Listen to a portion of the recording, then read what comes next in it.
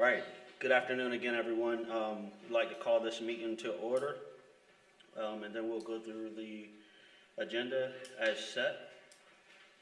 And starting with item 2, approval of the minutes for February 26th, 2026, and March 3rd, 2026. Is there a motion? Yeah, I'll make a motion to approve the minutes. There is one misspelling, it's just chair on the second meeting minutes.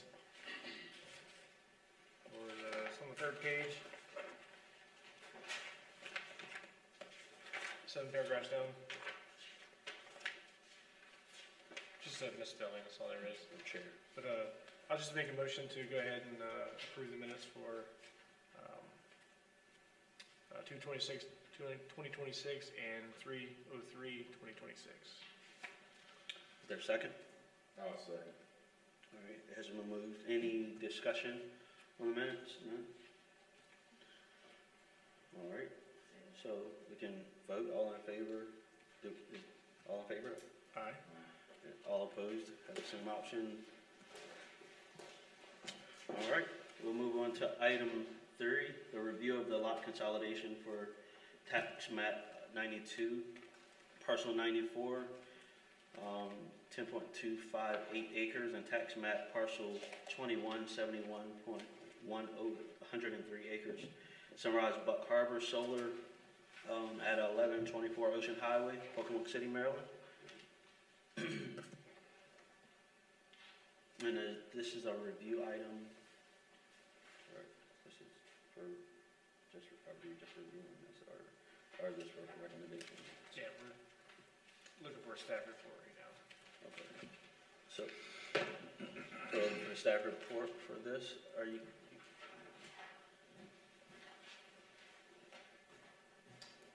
Good evening, Brent Jett with GMB. The lot consolidation, everything looks clean and per code for that.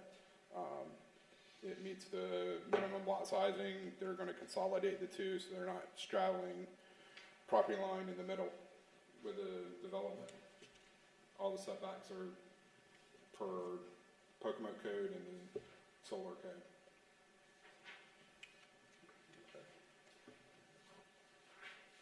Are there any questions that we have in the lot consolidation?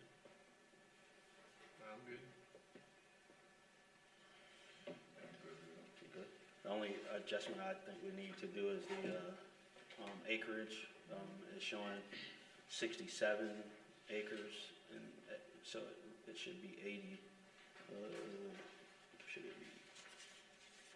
Should be 81.361 acres.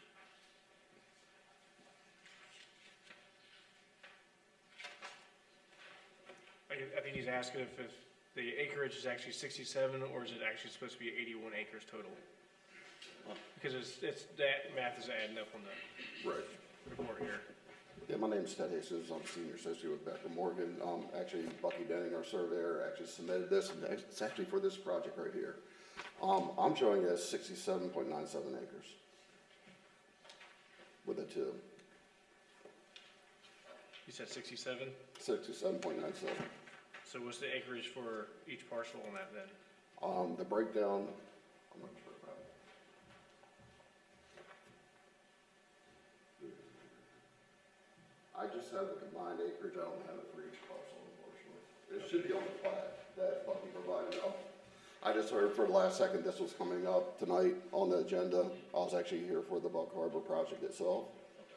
But the lot consolidation plat is actually for this project. And what was the acreage again? 67? 67.97 is the combined acreage between the two parcels. That's what it's going to end up being.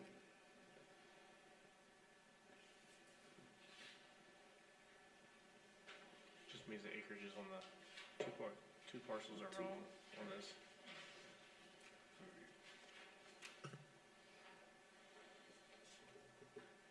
Sorry for my lack of knowledge on this, but where on Buck Harbor Road is this? It's actually right off the highway.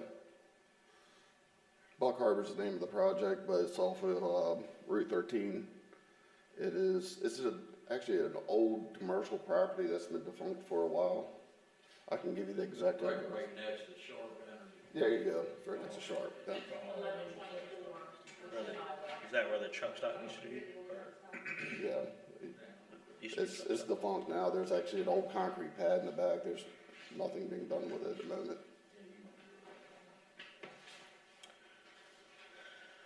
Okay, is there any further discussion on this, or?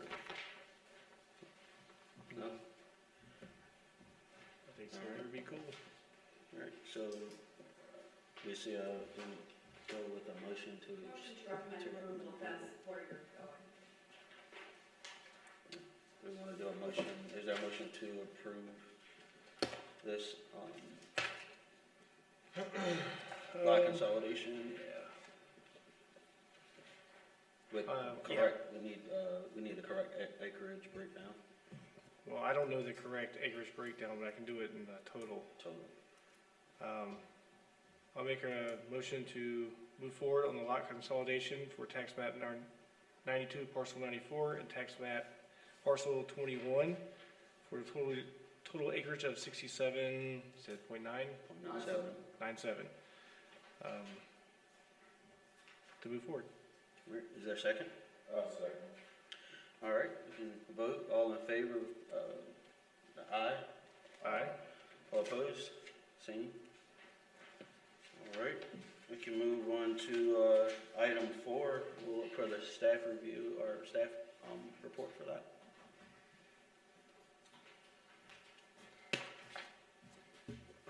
So now that we've got the lot consolidation there, the site meets everything for the B2 district in Pocomoke, and it meets all the requirements except for just a little notation on the plans for solar production in Maryland. There is a difference whether it's greater than 2 megawatts or less than 2 megawatts on there. A couple of things that they might have to do with the Public Utility Commission, but just putting that note on the plans will probably cover that. They've gotten their wetlands permit. They'll have to go through the entrance, and they've already preliminary been through approval for production through the Utility Commission. So. Okay, come back. Again, my name is Ted Hastings. I'm a senior associate with Becker Morgan Group out of Salisbury, Maryland. I'm actually representing Standard Solar Incorporated. They are the parent company of the applicant, which is SSI Buck Harbor LLC. Actually, Buck Harbor Solar LLC. It's a solar energy facility located. The portion of it's going to be solar is going to be 10.51 acres of the 2 parcels, which, as we said before, we're combining the 2 parcels into 1 parcel with a combined acreage of 67.97 acres.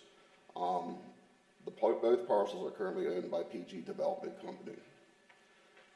We already mentioned the consolidation plat. It's located at 1124 Ocean Highway here in Pocomoke. The site access will utilize an existing entrance off the highway. We will send a plan over to State Highway Administration for their concurrence to make sure we don't have to do any improvements, but it's already commercial access, and typically they'll go ahead and just approve it as it is.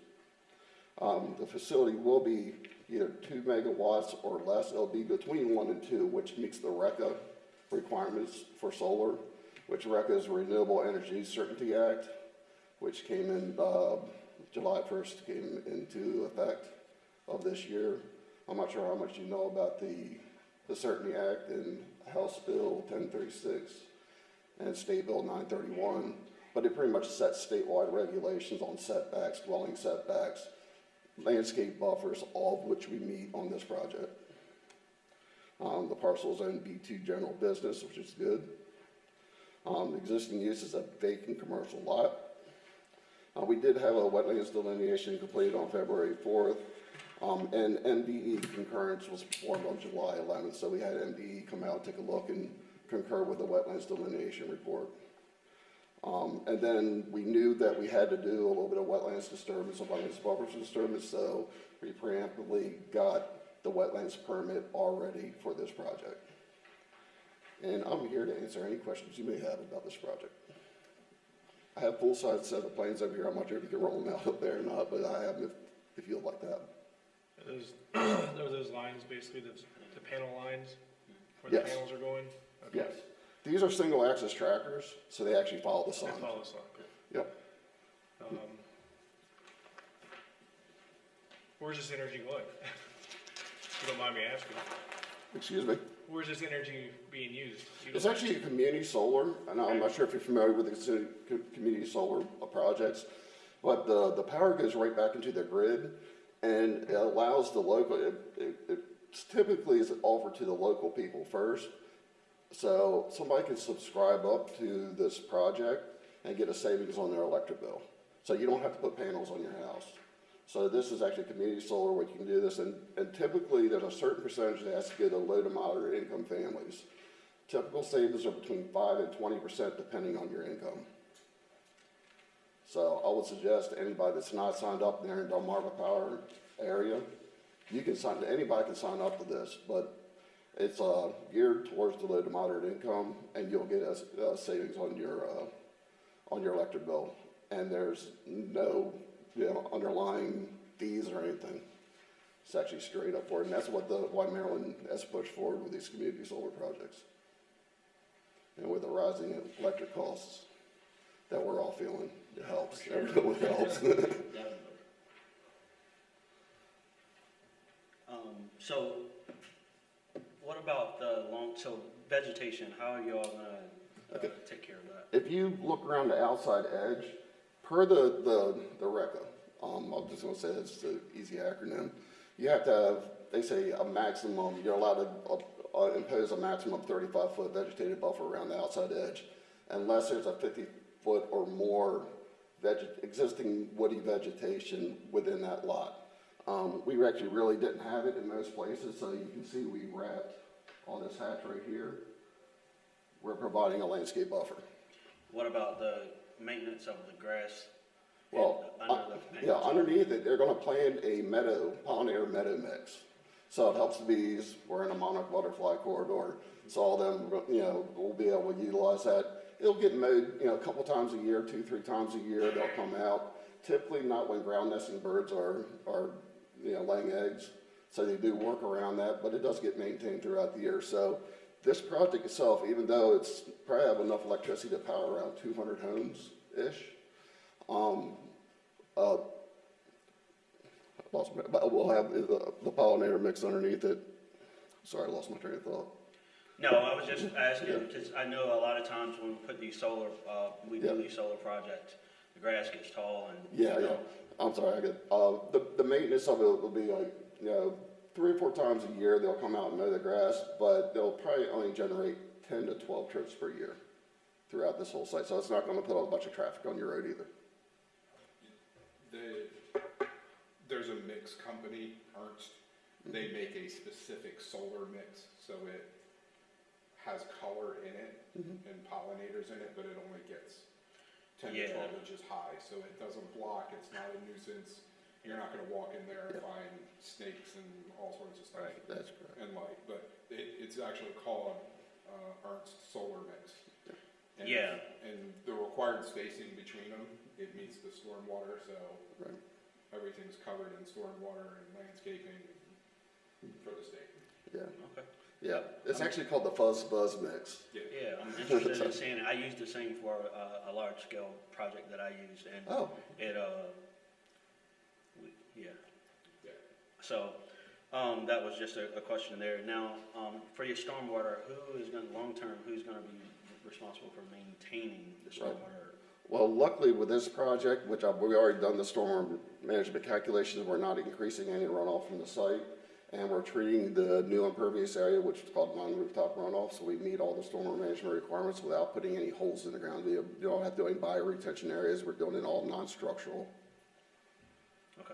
So it's pretty much the only maintenance you're going to see is mowing the grass. Okay.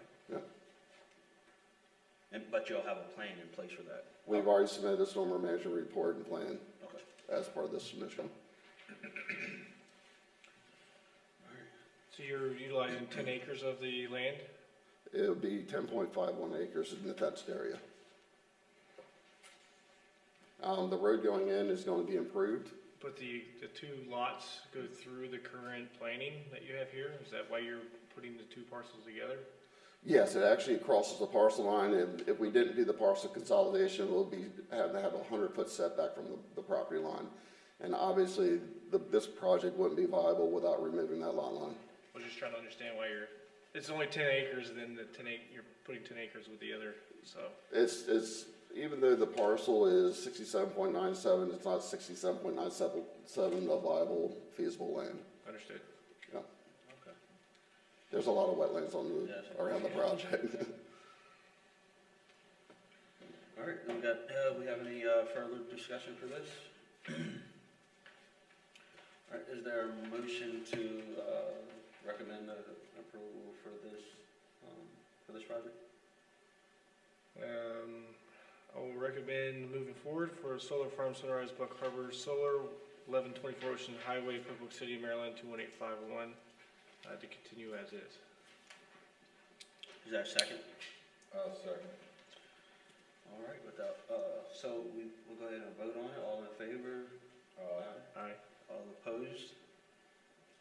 All right, we'll move on to item number. Thank you for your time. Thank you so much. Thank you.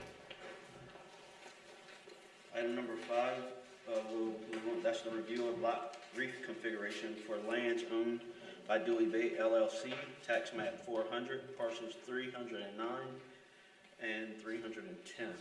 I will do the staff for that.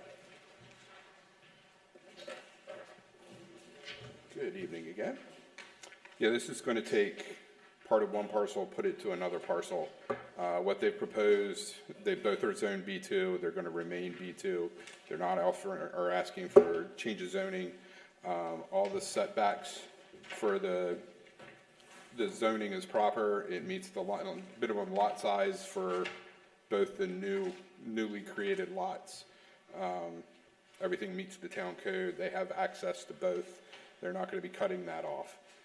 So. All right. Any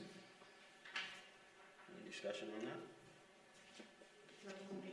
Is there, yeah, sorry about that. Mr. Young? You want to go ahead and vote on it, that's okay. No, I just, I don't know if they quite, I did just for you guys. This is how the property looks now. And there's a major ditch that goes through there. So, this is what I'm proposing, is just keep one lot on one side of the ditch and another lot on the other side.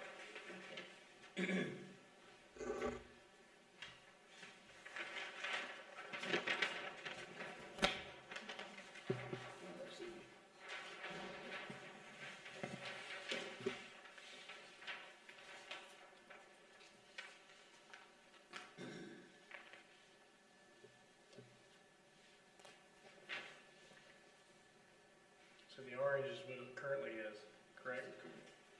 Which one you're The orange line is what it currently is? Yes. Okay, and you want to split it down this way?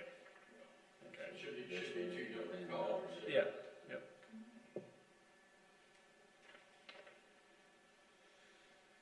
Where exactly is this?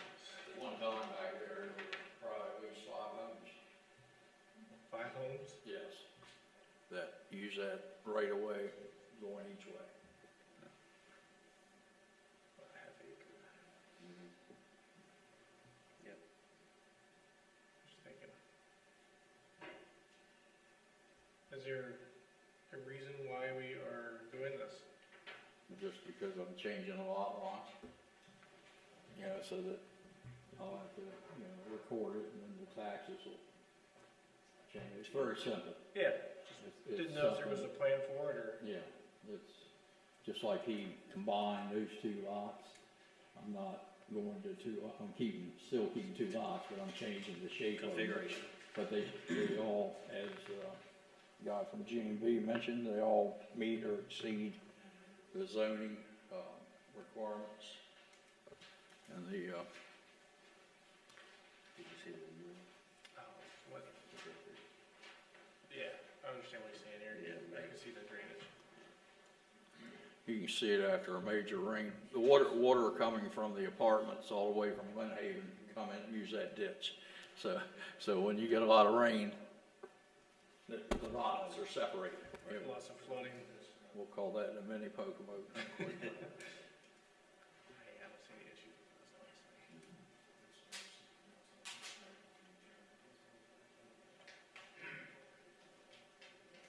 I didn't mention my name, but I'm Ed or George Young, engineer and surveyor here in Pocomoke. All right, got any questions?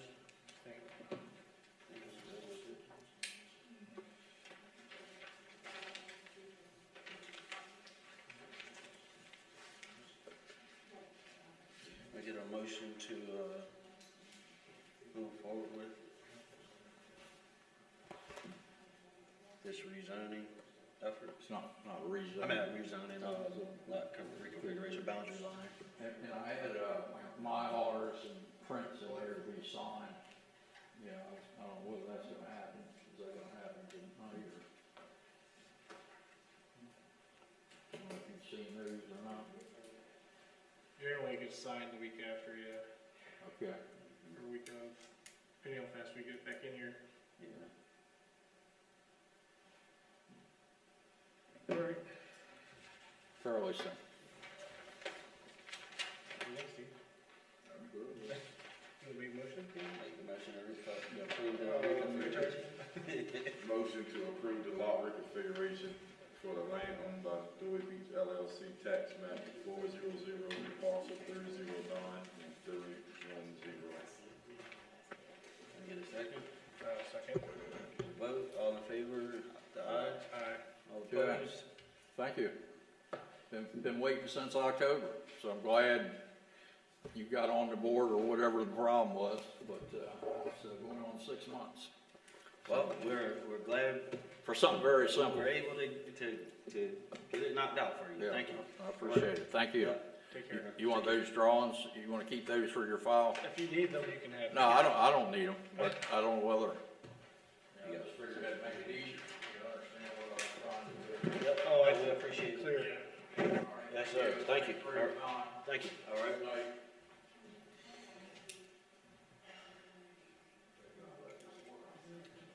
All right. Well, we'll go on to item number 6.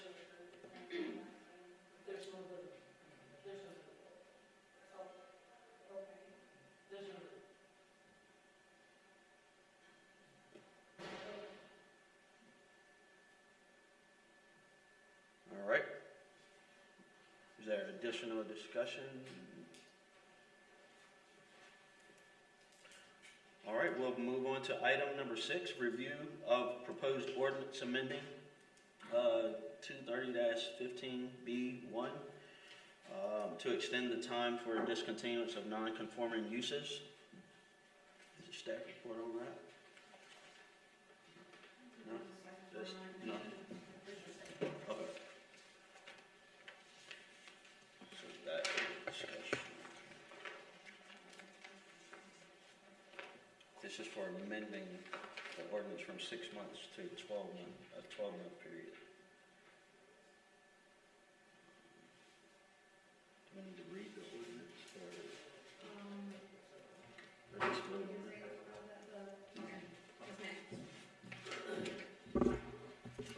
it? Good evening.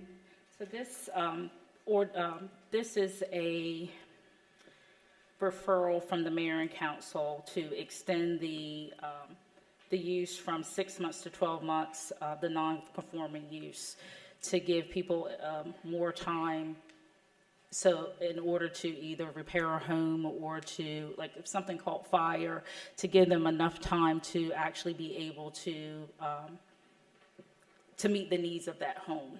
So they're asking in most counties, Worcester, Pocomoke, and Somerset counties, and also the towns of Snow Hill and Berlin, all have a 12-month period for non-conforming uses. So So to stay in line with the with the Tri-County and our neighboring towns, they would like to get your approval to change it from a 6-month to a 12-month. Was there a reason why this popped up? Well, we've been getting a lot of comments, a lot of phone calls, a lot of emails about the 6 months not being enough, and it's not enough time for people to be able to do what they need to do. Yeah, I can understand that. I mean, if you think about it, somebody's home caught on fire, by the time you get everything together, insurance money, everything, it could probably be more than 6 months. Also, they just feel like it's just definitely not enough time to give someone to get back to where it needs to be. It makes sense. Especially the way contractors are now.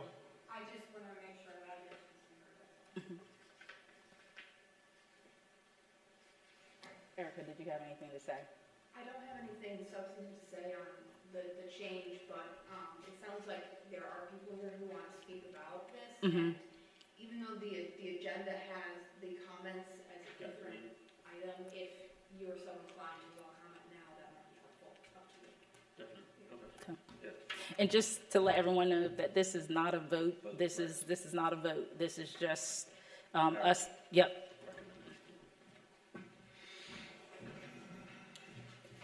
All right, I'll entertain any comments from the audience. Hi, my name is Kelly Miller. I work for Decatur Property Management and Decatur Bird Realty. I'm speaking for myself and for Carrie. So in this box, I have applications of people who can't afford housing. Literally, this is a year's worth of people we've had to turn away because they just can't afford homes. Either they can afford a home that's a 3-bedroom, one and a half bath, but then they have the utilities on top of it. So my home is roughly just over 1,600 square foot, and my electric bill for the winter has been consistently over $1,000. So I know a lot of those bigger homes that have been split up, I know not all of it is to benefit the tenant. But I know a lot of it is because those houses are probably 3,000-4,000 square feet. You break it up 2 or 3 times, and the utilities are more affordable. The rent's not going to be as high. That's my piece. Now I have Carrie's piece. She says, "My name is Carrie Foster. I'm the owner and broker for Decatur Bird Realty and Decatur Property Management. I'm here today to speak on behalf of tenants, landlords, and families who rely on affordable and stable housing in our town. The current regulation requires a duplex to be converted back to a single-family home if it sits vacant for 6 months. While I understand the original intention behind the rule, it has had several unintended consequences that affect housing affordability, housing availability, neighborhood vitality, and local economic health. I'm here to request our Pocomoke City Mayor, City Council, and Planning and Zoning Committee remove the current 6-month conversion rule. I had considered asking you to consider 12-month conversion window, but that approach would not solve the underlying issues. The selling, transferring, and repairs of a property can take over a year. Even a 12-month conversion would push investors away. With work with a broad range of investors, and the policy has already deterred purchases due to the perceived risk and potential financial loss. The net effects will still be fewer affordable rentals and more units sitting idle, which is contrary to the housing goals and economic health of our community. Forcing a duplex to be converted back to a single-family home creates real financial hardship for owners. The conversion process itself can be expensive. The cost of permits, inspections, and renovations needed often make it cost prohibitive or financially impossible. A duplex unit generates lower rents, which helps families to afford housing. Converting it to a single residence eliminates that original rental income, turning a previously affordable 2-unit rental into a single higher rent dwelling. To add to the higher rent costs, there are the utility bills, which typically rise per square foot, which is what occurs when a 2-unit merges as one. The combination of the conversion costs, loss of rental income, and higher utilities undermine affordability rather than improving it. It is essential that we pursue the best possible affordable housing for our community. Underutilized properties sit empty, deteriorate over time, attract vandalism, and can become a safety issue. It fails to meet the needs of families that rely on stable, affordable homes. Keeping duplex occupied and well-maintained supports housing affordability, neighborhood vitality, and benefits that economically. Whereas letting properties sit empty only compounds housing shortages and increase long-term costs for the town and its residents. Additionally, this prolonged vacancy can depress neighborhood turnover and can slow economic expansion. These vacant duplexes erase affordable rental options for family, worker, and students in our town. Even as the demand remains strong, each vacant duplex represents not just an empty unit, but a missed opportunity to house someone who keeps our local schools, shops, and services vibrant. When rental stock shrinks, rents rise, and turnover slow, increasing housing instability and potentially rising homelessness. Stable, affordable rental housing supports property values, neighborhood safety, and economic activity. Removing the 6-month vacancy rule will strengthen our housing market by preserving and increasing rental supply in affordable ranges. When properties stay in a duplex, ready maintenance improves, safety standards are easier to meet, and neighborhoods stay vibrant. Eliminating the rule reduces uncertainty for owners and will encourage investment. Lastly, I want to mention that Maryland has recognized the need for affordable housing. The new legislation, SB 891-HB 1466 and HB 778, have been enacted. This discusses ADUs and middle housing expansion. The importance of these new laws cannot be underestimated when making local decisions regarding to Pocomoke City's planning and zoning laws. Pocomoke City is a wonderful small town with much to offer. My goal has always been to make this a great place to live. Thank you for allowing me to discuss these issues. If you need any additional information that you require, please let me know. And one more note, and I'm done, I swear. Sometimes when somebody dies and they leave the property to their heirs, there's often more than one. There's usually 3 or 4, and it takes a long time for all those 4 people to get on the same page, and they can't do anything with that said property until everybody's on that said page. Now, I know that's not necessarily your problem or my problem, but if it's stays 6 months, or, I mean, I know a year would be a compromise, but if we could get it lifted, that would alleviate that to where people aren't rushing, and I don't know, it makes sense to remove it. Thank you for your time. Thank you, we appreciate that. All right, is there any discussion on this? Just one question. CD Hall Realty. Just thinking about this as everyone was talking, that if you have a duplex, and I don't own any myself, but if you have a duplex and one unit is occupied and one unit is vacant for more than whatever time frame you decide on, what happens at that point?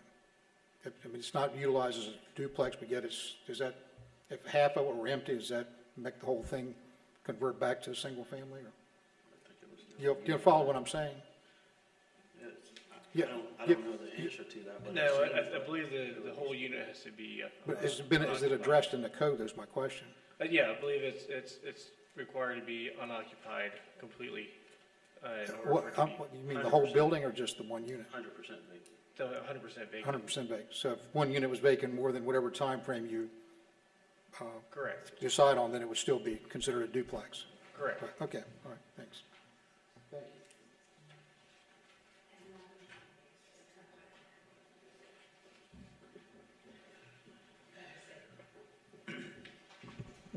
So just for a little clarification, it's not just non-conforming use for residential, but also businesses as well, because there are a lot of, where it was a business, and then that reverter clause is, it has to revert back if no one has occupied it for 6 months, and then it has to go back to residential.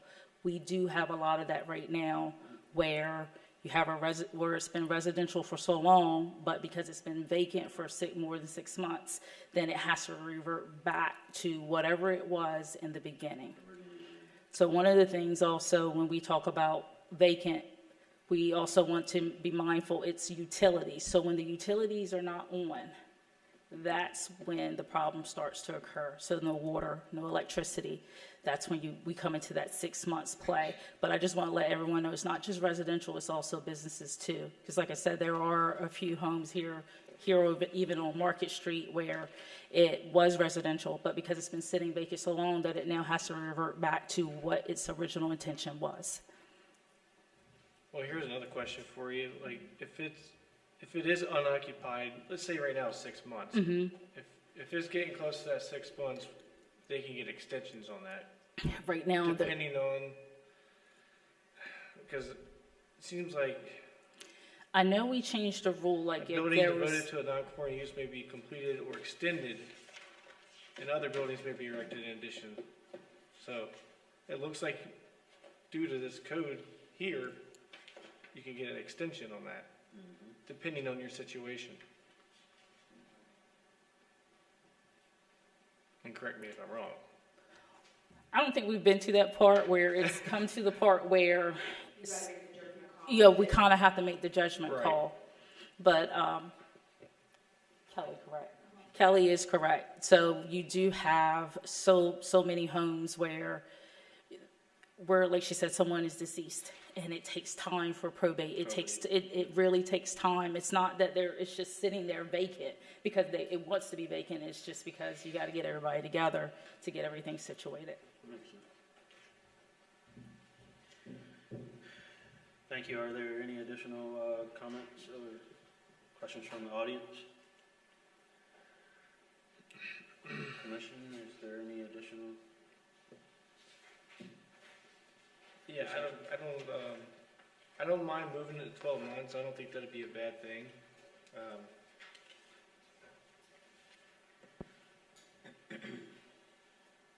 But it looks like there can be extensions depending on certain circumstances. So if there's some extending circumstances, that could be played in use as well. So. And just remember that we did pass the ordinance where you have to show some progress. If you're repairing a home or something like that, you have to we reduce the time to show progress. So they have to show some type of progress that at least are moving forward. I mean, that's fair enough. But yeah, I mean, if Snow Hill and Berlin alone is doing 12 months, I don't see how there's going to be much of a difference here. There's a precedent set, so. All right, well, do we have a motion to, or we approve? So what's It's just what you you're doing, reading. what's before you today is review of the proposed ordinance amendment. So if you're thinking you want to approve the amendment, the motion would be to approve the Approve. proposed amendment. So is that motion to approve the amendment as written? I'll make a motion to approve ordinance number 2026. I missed something. It will probably end up being 9. 9? Mm-hmm. Okay. As is. Is there a second? With the 12 months, yeah. Second. All right, so we'll vote on that. All in favor? Aye. Aye. All opposed? All right, so on to item number 7, comments. Oh, want to start with you, Joe? Any additional comments? Well, I appreciate everyone coming forward today and walking us through this, so. Yep, See, what Commissioner Jasmine said. I appreciate everybody coming. I appreciate the attendance and speaking out. And looks like we're moving forward with quite a few items so far, so that's a good thing for the city. So again, I appreciate everybody for attending. So do we have any comments from the Miss City Manager? No comments. Any additional comments from the audience? All right, so, the motion to adjourn? Your turn. I make a motion that we adjourn. Any second? A second. All in favor? All opposed? All right, this meeting is adjourned.